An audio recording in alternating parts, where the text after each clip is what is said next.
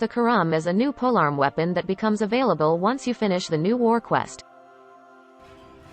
The Korumm has a high critical chance of 24% and an above-average critical multiplier of 2.2 times.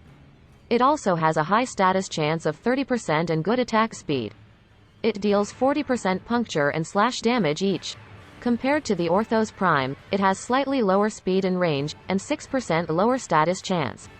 It has a higher total damage, but the percentage of slash damage is lower, which means lower chances to inflict slash procs. Compared to the Guandao Prime, it has a lower critical chance and multiplier, but higher status chance. Same as with the Orthos Prime, it has higher total damage, but a lower percentage of it is slash damage. The stance polarity matches Shimmering Blight, which is the most commonly used stance for polearms. It has a high damage per second, and it's very fluid and easy to use, but it only has a forced slash proc on the moving block combo. This is why a high percentage of slash damage and high status chance are important for polearm weapons.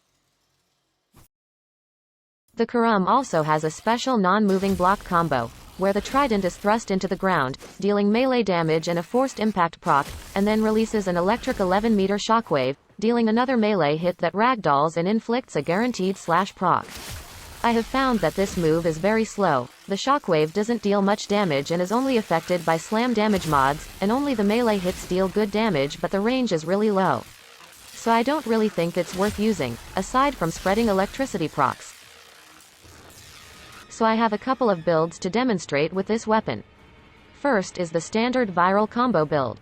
It should work nicely for most content.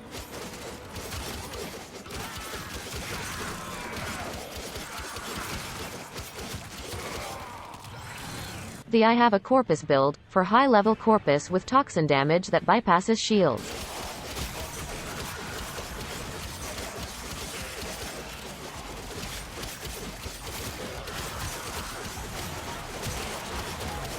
And then I have a critical build with a primed smite mod, that should be used with a primer.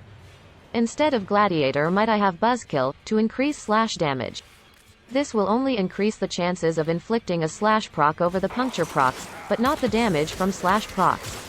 Since Shimmering Blight doesn't inflict forced slash procs on regular combos, I have found this to be more effective than having more critical damage. So the Korumm isn't a bad weapon, but it is outclassed by both the Orthos and the Guandao Prime, and I don't think that the special block combo makes up for the lower percentage of slash damage. I do think it will end up with a higher Riven disposition eventually, so it might become better with a good Riven.